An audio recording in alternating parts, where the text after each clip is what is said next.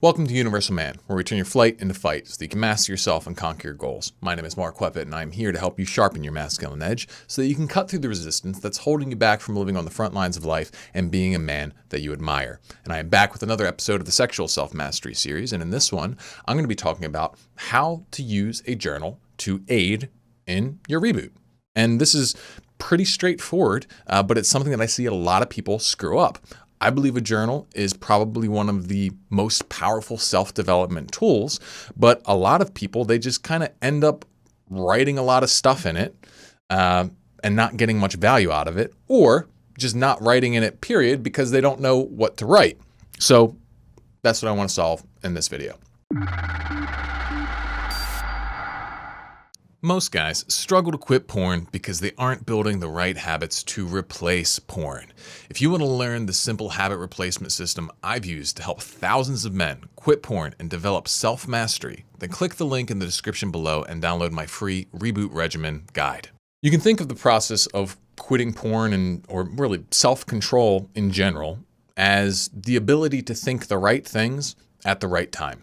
Like, you need to tell yourself the truth and you need to act on that truth in the moment where maybe you're tempted to not do so. And as long as you think those things and do those things, well, you get the results that you're looking for, right? Well, that's hard. That's hard because we've got an emotional mind that wants to fly off into autopilot and not necessarily have you engage in the best actions. But if you properly use a journal, it will help you in rewiring and reconditioning your responses in these moments where you experience some conflict. You can think of it like this. It's very difficult to do the work of thinking and doing the right things at the right times in the moments you're triggered, right? And a lot of times we're going to screw up in big ways and in little ways. And a journal, if used properly, it's a way to retroactively do that work. So let's look at it like this, all right? So imagine you have a scenario where you were triggered and you got filled with the urge to watch porn, and say you acted on it, or maybe you just partially acted on it. You brought up, you looked at some sexual images and, either you relapsed all the way or you didn't, but you didn't show up as the person that you wanted to be.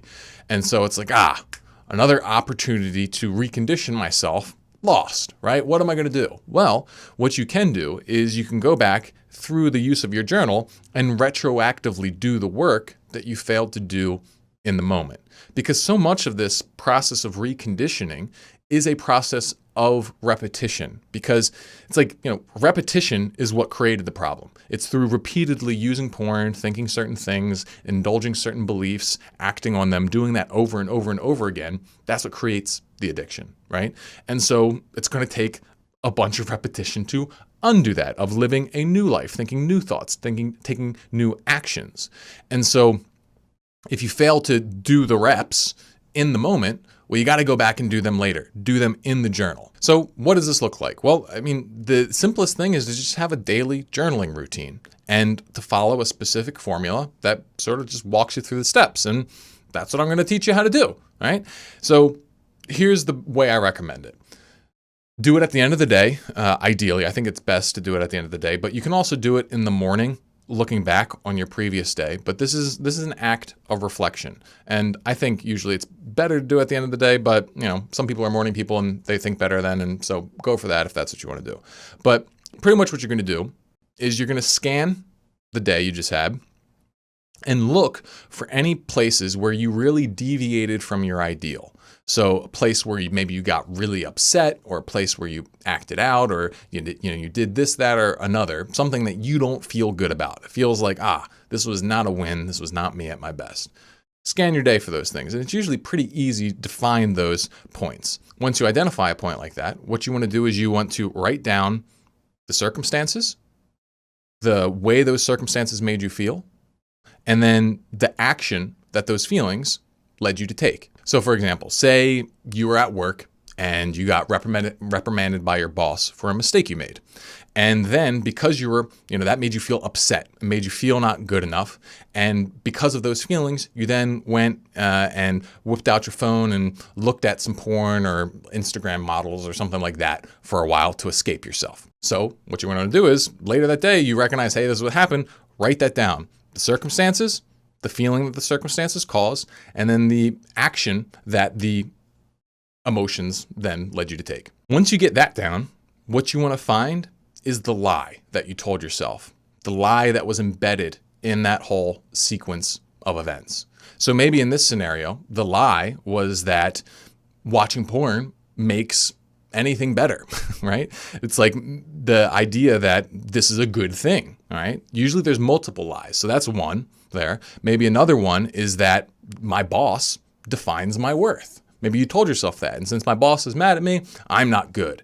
And if I'm not good, well, I'm not worth the effort of staying clean. And, I might as well just try to escape myself if I'm just this big idiot, right?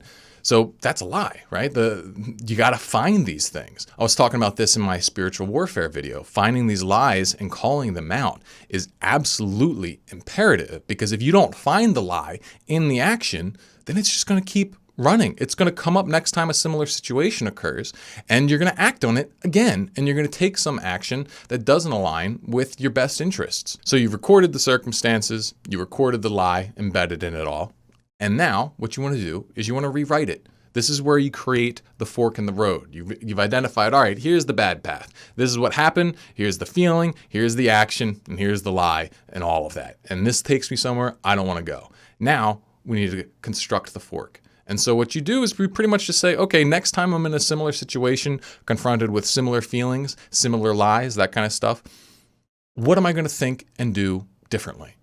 What am I going to tell myself in those moments? What am I going to do in those moments? So maybe in this example that we're talking about here, you would tell yourself, yeah, I made a mistake and that sucks, but it's not the end of the world.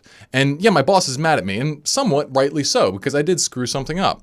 Now, maybe he was a bit of a jerk about it. Maybe he could have been a lot nicer, but I'm not the kind of guy who's going to go to pieces because someone was a little bit mean to him, a little bit short to him, or a little unfair. I can handle that. And I need to tell myself that I can handle that, right? So beyond just engaging in better self-talk and maintaining my sense of dignity in the moment by reminding myself that, my mistakes nor my boss's opinion define me, that I have inherent worth, I'm going to just focus on what I can do to fix the problem. If I need to talk to my boss, apologize to him, or even call him out for being unfair, then I'll do that. And then I'm just going to move on with my day. When it comes to the porn thing, it's clear to me that this doesn't make anything better. And that's what I'm going to remind myself that, you're just upset. Running away is not going to make anything better. In fact, it's just going to make things worse. If I'm really triggered, then, I'll give myself permission to take a little break, go for a walk, and collect myself. Because sometimes I recognize that, hey, things are going to be hard. So, yeah, that's the new fork. That's the way in which you would have ideally behaved. But you've taken the time to identify it now, so that next time that a similar situation pops up, you're going to remember that, hey, I have an option here. I don't need to just emotionally react. I've got a new way that I can operate instead.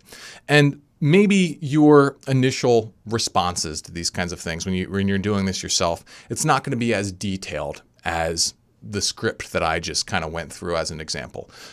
But you're going to develop what you need to develop. You're going to be able to see what's pertinent for you, what thoughts are most important for you, what actions are most important for you. And by committedly showing up and doing this kind of work, where you break it down, you record, the places where you deviate from your ideal and how you would have stayed on track next time, you will transform your life. If you're calling out the lies and you're, identifying what the truths are, you can't just keep screwing up. It's like the only way in which you can continue to screw up in the same ways is if you don't acknowledge what you're doing. And so if you acknowledge it, your brain kind of has to learn, because it's going to causes like a cognitive event. It's like when you identify these things, it kind of hurts, right? It kind of hurts to admit, oh yeah, I screwed this up today. And here's the lie I told myself. There's a little bit of shame involved. And that's kind of good, because it's this emotional pain that I think triggers your brain to learn.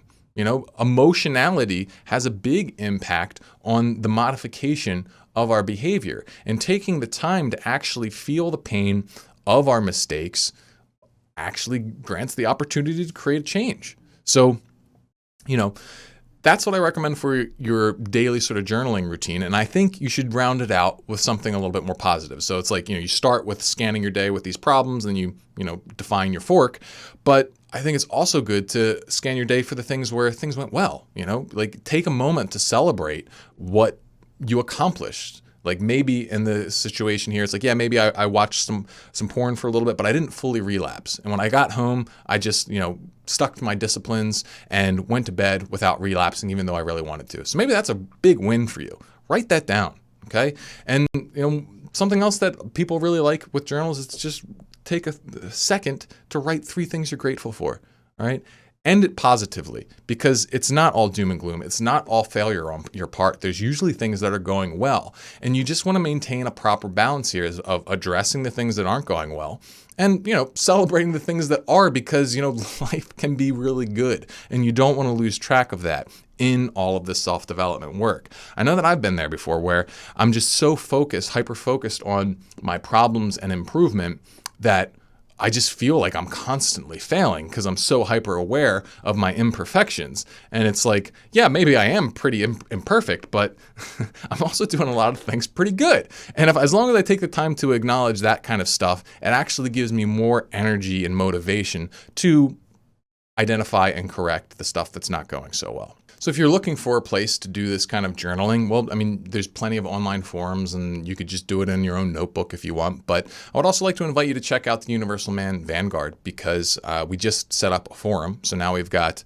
a chat room, kind of like a live chat room using Discord, but we also now have a full forum too. So, if you want to get the feedback from other guys invested in this Universal Man project, invested in developing sexual self-mastery, well, you could go and do this exercise daily in a community of like-minded individuals. So, check it out if you're interested, because I put a lot of content up over there. I'm putting up videos like shorter than this, almost Monday through Friday. That's called the Vanguard Daily. And it's a really good place over there. So, that's my little plug for the community. It supports me and supports this work. So that's what I got. Stay sharp, everybody. I'll see you in the next one.